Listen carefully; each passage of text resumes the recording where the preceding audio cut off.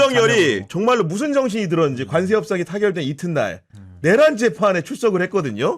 지금 보면 이 사람이 무려 16차례 부출석을 하다가 이번에 나온 겁니다. 왜 나왔을까요 도대체? 왜 나왔냐면은 전한길이가 이번에 트럼프 올 때 제발 윤석열 좀 구해주세요 이랬거든. 그러니까 이제 그냥 이거는 그냥 약간의 농담 섞인 그냥 추론이에요. 네. 그러니까 보수 진영에서의 그거는 어쨌든 좀 그게 많이 깨지긴 했어요 이미. 그런데 그렇죠. 항공모함을 끌고 그 트왕상께서 우리 윤석열 대통령이 탄압받는 거를 구하러 오실 것이다. 맨날 이런 얘기를 했잖아요. 이번에도 그러니까 전한길이 계속 면회해달라고. 면회해달라고 뭐 이런 얘기를 했는데 뭐 윤석열도 일말의 희망을 가지고 있었을 수 있어요. 저는 왜 그러냐면은 실제 브라질의 보우소나루 대통령. 아 맞아. 예, 지금 룰라 대통령이 이겼는데 네. 보우소나루가 선거에서 패배한 다음에 일종의 쿠데타를 기획을 하다가 걸린 거예요. 그래서 25년형 받았어요. 그런데 보우소나루가 억울하게 탄압받고 있다라고 트럼프가 직접 메시지를 냈고 그리고 그거 뭐 여러 가지 이유가 있지만은 브라질의 네. 관세 50% 때려버렸거든요. 야 그랬구나. 그런 일이 있었어. 그러니까 보수들이 보기에는 야 보우소나루나 윤석열이나 그런 생각을 했지만은 윤석열의 안중에 없었다라는 게 이제 확인이 된 거고. 트럼프 출국했던데. 이미 가버렸어. 이미 가버렸어. 너네 못 가 이제 보니까. 아니 출국을 네. 비행기를 빨리 타더라고. 아니 시진핑 딱 악수하고 나서 그 비스트 딱 타고 가더니 바로 올라가더라고요. 김해공항에서. 그래서 이제 재판이나 받아야 되겠다. 뭐 꿈도 희망도 사라졌다. 이렇게 윤석열이 나온 거 아닌가? 약간 농담. 아니 그래서 오늘 지기현 재판부가 뭐라고 얘기했냐면은 피고인이 오늘 출석했는데 다시 한번 강조하겠다. 지금까지 불출석에 대한 불이익은 피고인이 부담하고 이후에 불출석하는 경우도 마찬가지라고 했는데 진즉에 다 그렇게 했어야 되는 거 아니 근데 아닙니까 이게? 여기서는 비판받아야 될 사람이 지기현이에요. 그렇죠. 아니 저렇게 걸어 나오는데 윤석열의 무슨 선택적 출석입니까? 그러니까. 아니 피고인은 출정 의무가 있는 거예요. 근데 그걸 가지고 자기 발로 걸어 나오고 심지어 그 전에 별건 기소 건에 대해서는 윤석열이 보석 때문에 나갔잖아요. 심리기에. 근데 이거를 지기현 재판장은 지금까지 구인장도 한 번도 발부 안 했다는 것 자체가 이거 저는 비판을 받아야 되는 시점이라고 보는 거고 저는 왜 나갔을까를 생각을 해볼 때 저는 이진관 재판장 때문이라고 저는 봅니다. 그러니까 한덕수 재판을 그 다른 사건에 관여 없이 무조건 11월에 끝내겠다 그랬어요. 기가 막히게 하시더만. 아니 이게 정상적인 재판이에요. 이진관 재판장이 잘한다는 거는 지기현 재판장 같은 너무 좀 이상한 사람하고 비교되니까 이게 잘해 보이는 거지. 그냥 정상적으로 지금 재판하고 있거든요. 그렇기 때문에 이 역사적인 판결을 누가 먼저 내느냐. 근데 지금 이진관 재판장이 먼저 지금 다 쓰고 있어요. 그리고 재판 이거 판결문 쓰기도 쉬운 게 이미 사실관계는 헌재 결정문에 보면 다 정리돼 있거든요. 그렇습니다. 그대로 복사 붙여넣기 하면 되는 겁니다. 내용도 거의 똑같아요. 그래서 저는 약간 윤석열 쪽에서는 약간의 조급함을 가진 거 아니냐. 그래서 이제는 한덕수 재판보다는 빨리 나와야 될 가능성이 높고 그리고 만약에 이진관 재판장 쪽에서 뭐 한덕수에게 유죄를 때리더라도 이걸 가지고 뭔가 지기현하고 한 번 더 이 사법을 가지고 장난을 치려면 본인이 재판에 나가야 그 명분이 좀 생기니까 하나의 좀 빌드업을 위해서 좀 엉덩이가 좀 들썩들썩 급해진 거 아닌가. 아이고 이런 생각이 우리 듭니다. 신규 변호사님 또 그러신다. 알겠습니다. 자, 아니 그러더니 넘어가죠. 지난번에는 뭐랬는 줄 아세요 지기현이? 제가 잘못했어요. 죄송합니다. 아니 판사가 소송 지휘를 해야 되는데 지휘를 받아. 아니 지휘를 받고 있어요 지금 변호인들한테. 아이고 죄송합니다 막 이러더라고. 우리 신규 변호사님 왜 자꾸 저러시나고 보니까 또 딱 11시네 또. 아유 자 계속 가시죠. 미치겠어요, 진짜. 근데 재판은 이진관 재판장처럼 하는 게 그렇죠. 소송을 지휘하는 거예요. 뭐가 맞는 근엄하더라고 겁니다. 보니까 이진관 아니 부장판사는. 핵심을 찌르잖아요. 그러니까 쓸데없는 소리 하지 말라 그러고. 맞아요. 아우 난 지기현 재판장 막 잘못했다 그러는데 나 뜨거워가지고 못 보겠더라고요. 오늘 진짜. 윤석열도 출석을 했고 추경호 전 국민의힘 원내대표도 내란 특검에 출석을 했는데 역시 피의자 신분이고 혐의는 내란 중요임무 종사와 직권남용 혐의던데 추경호 전 그 원내대표 같은 경우에는 사법 처리를 피하기는 어려워 보이지 않습니까? 일단 유무죄 다툼은 솔직히 이제 재판을 가봐야 되니까 그렇죠. 모르겠고 네. 뭐 기소를 안 할 수가 없죠. 기소 이런 정도 상황에서.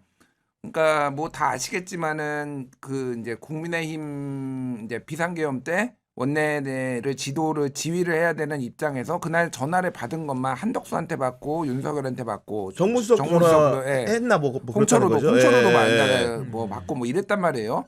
그때 무슨 일이 있었냐? 거의 그게 한 시간도 한 2시간도 안 되는 사이에 이게 다다닥 받았거든요. 그러니까 그게 이제 그 다음부터 오락가락합니다. 당이었다가 네. 그러니까 국회였다가 다시 당이었다가 국회였다가 이렇게 왔다 갔다 하는 그거를 봤을 때는 매우 유력하죠. 다만 이제 이거를 입증하는 거 정말로 그게 맞느냐. 통화를 우리는 이런 거에 신증은 예를 거의 들면. 100%지 솔직히 네. 이거는.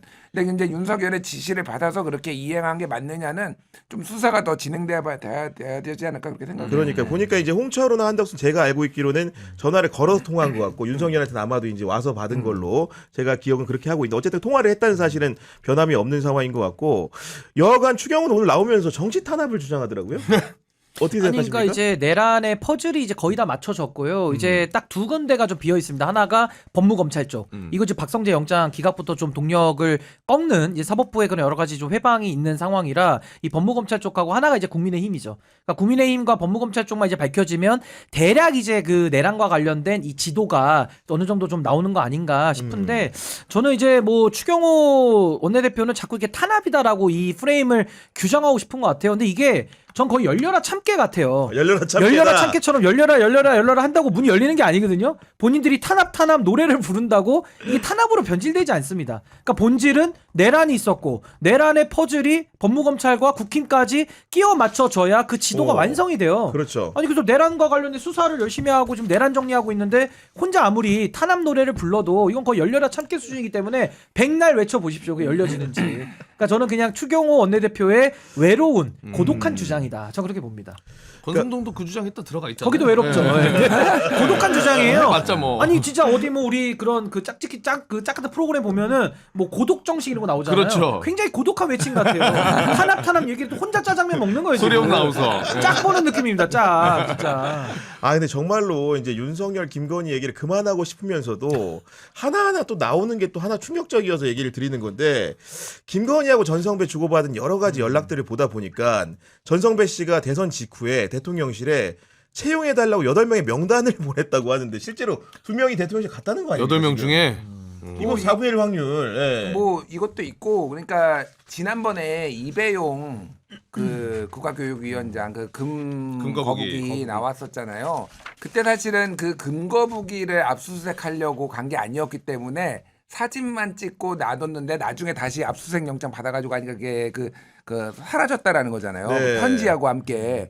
근데 그때 뭐가 있었냐면은 이력서가 4장이 있었어요. 그때 경찰 이력서. 맞아요. 그때 같이 있다가 그것도 사라졌다라는 거예요. 그러니까 뭐 이미 이력서를 검토했다라는 거는 이미 정황적으로는 거의 이제 다 나온 거죠. 그러니까. 그렇죠. 예. 그런 상황인데, 그러니까 이게 특검이 이 사실을 알게 된 게 전성배 휴대전화를 디지털 포렌식을 하다 보니까 건의2라고 조장된 연락처하고 이렇게 교신을 한 게 나왔고 거기에 2022년 4월 19일에 명단을 보낸 게 나온 건데 실제로 이모 씨라는 사람은 보면 의전비서관을 희망을 했는데 시민사회수석실 선임행정관으로 채용이 됐다는 것이고 그다음에 신모 씨 같은 경우에는 정무나 총무수석실 행정관 자리를 희망했는데 이 역시도 시민사회수석실 행정관으로 갔다고 하는데 시민사회수석실에 넣었잖아요. 이게 사실은 물론 그 실의 의미를 퇴색시키는 게 아니고 애매하면 가는 데인 겁니까? 뭡니까 도대체 이게? 그러니까 이제 뭐 사실은 시민사회 수석실에는 뭐 여러 가지 사회 그런 갈등 조정이라든지 여러 가지 업무들을 하니까 사실은 좀 진입의 장벽이 좀 낮을 수는 있죠. 그러니까 원하는 사람들 좀 이렇게 명분을 만들어서 넣기는 좀 수월했었을 가능성은 좀 있는데 그냥 이거 심플하게 정리하면 김건희가 매간매직 한 거예요. 그러니까 자리 팔아먹은 그러니까. 거거든요. 뭐 장관급은 얼마, 뭐 거의 이런 식으로 뭐 서희건설 사위, 뭐 국무총리 비서실장 꽂아주고 뭐 한두 건이 아니기 때문에 전 이 매간매직에 대해서는 정말 이거 앞으로 수사 받아야 될 그 네. 내용들이 차고도 넘친다. 근데 어떤 분들은 이거 뭐 특검 피로감 있고 뭐 특검을 그럼 계속 하냐 뭐 이런 얘기를 해요. 해야지. 제가 최근에 그 레이저로 제 여기 점을 한 10개 정도 뺐거든요. 맞아요. 아니 점이 10개니까 10개를 빼는 거고 점이 15개면 15개를 빼는 거지. 뭐 아이고 점 빼는 게 너무 많네. 한 3개만 빼든 이럴 수 없는 거예요. 아니 피부과 가보세요. 마취 연고 다 바르지. 아유 점이 많으니까 요거 그냥 3개만 뗍시다. 이러지 않습니다. 그렇죠. 10개 저 다 뗐습니다. 그러니까 이거는 뗄 때까지 용종이든 뭐든 다 제거를 해야 되는 것이지 뭐 많다고 해가지고 피로감 든다? 전혀 아이, 그렇지 않죠. 그렇죠. 아니, 전혀 그렇지 않죠. 그리고 정권 초반에 대통령실 가려고 정말로 많은 사람들이 연락에 뛰거든요. 근데 건진법사가 이렇게 청탁해가지고 들어간 거라고 한다면은 건진이 얼마나 파워풀하다는 얘기입니까 이게? 아니 그러니까 파워풀하죠. 파워풀하니까 뭐 사실 이제 건진이 그때 기억하시면 모르 네트워크 본부장 하다가 이제 좀 논란이 되니까 내려왔잖아요. 그리고 초반에 정권 초반에 건진한테 경고가 나갔어요. 기업으로부터 돈 이제 받으러 다닌다 이런 거 하면 안 된다라고 그거 기억하세요 혹시? 네, 기억나요. 소문 난 거. 예, 예. 예. 근데 그거가 딱 그렇게 소문이 나는 순간 그러니까 아름아름 알고 있었던 사람들이 그 이후부터 다 건진한테 몰려갔대요. 아 여기는 진짜구나. 아, 찐이구나. 여기는 찐이구나. 인증제로. 인증제다. 국민의힘처럼 인증해버린 거지 그때. 그러니까 그 정도로 사실은 정권 초기에는 그게 이제 먹히는 또 정권이 있고 이렇게 네. 브로커들 같은 사람들이 있고 아닌 사람들이 있는데 제가 이번 정권에서 이제 그 대통령실 직원들 한 얘기를 보니까 총무비서관 김현지, 네. 김현지가 이제 지금 부속실장 됐지만은 이거를 사실은 담당을 했었다라는 거예요. 그러니까 원래 총무비서관이 3급 이하들 이제 직원들 인사를 인사하고 관리하죠. 그러니까 관리를 하는 거죠. 근데 이제 왜 처음에 총무비서관이었냐? 사실은 부속실장이 더 맞는 옷인데 이 초반에 이게 모든 사람들이 다 밀어 넣으려고 해요. 그러니까 이거는 뭐 청탁이 있을 수도 있고 예를 들면은 자기가 생각하기에는 자기의 공. 내가 이재명 대통령 만드는데 나만큼 일조했어. 일조했어. 우리 사람 그러면은 한 3명은 들어가야지. 뭐 이런 것들이 진짜 치열하거든요. 그래서 그거를 이재명 대통령이 김현지한테 맡긴 거예요. 아, 그래서 소문장을 시킨 거구나. 막으라고. 키퍼를 시켜가지고 네. 김현지가 칼같이 시켰어요. 그래서 이거는 제가 실명은 밝힐 수 없는데 거기 안에 지금 계신 분이에요. 어. 그분의 그 보좌관이 김현지한테 이제 야, 우리가 진짜 이거 한 명도 못 일어나? 야, 나 안 해. 하고 관두고 나와버린 사람도 있어요. 그러니까. 진짜로? 아. 야, 그런 정도로 이제 철벽방어를 했구나. 그러니까 이거를 어떻게 관리를 하느냐 이거를 가지고 네. 어디 정권은 그러니까 이제 건진이나 이런 거 통해서 김건희 통해서 이제 뭐 그 금거북이 같은 거 뭐 이런 것도 돈 받고 이제 이렇게 다 하나씩 꽂아주는 데가 있고 네. 한 군데서 이제 이렇게 좀 관리하고 뭐